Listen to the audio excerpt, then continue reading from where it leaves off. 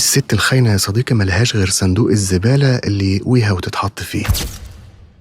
تعمل ايه لو اكتشفت ان حبيبتك دخلت في علاقة مع راجل تاني غيرك؟ هقولك على كلمتين علشان اجيب لك من الاخر، وجايز الكلمتين دول اتهاجم فيهم او يكونوا تقال على ناس تانيين. لو حبيبتك خانتك لازم تبعدها عن حياتك وتنزلها في اقرب محطة قبلك، من غير عتاب ولا لوم، من غير هجوم عليها او تتعدى عليها. عارف ليه انا بقولك كده؟ علشان ايه؟ هتضيع نفسك علشان واحدة ما تستاهلش، ومن غير كمان ما تشك في نفسك وفي رجولتك وثقتك بنفسك تتهز. ولازم تفهم ان الست لما بتخون بشكل عاطفي وبتسلم نفسها، ولو سلمت نفسها يعني تقبلت واعجبت وحبت، وعلشان كده سلمت نفسها. الست الخاينة يا صديقي ملهاش غير صندوق الزبالة اللي يقويها وتتحط فيه. وخليك فاكر ان مفيش مبررات للخيانة ليك وعليك، يعني مفيش مبرر لست خانت ولا مبرر لراجل خاين. اقف على رجلك كده واسلب طولك وشوف ايه الاخطاء اللي حصلت في العلاقة دي، وما تحاولش تكررها في اي علاقة تدخلها بعد كده. فكر فيها.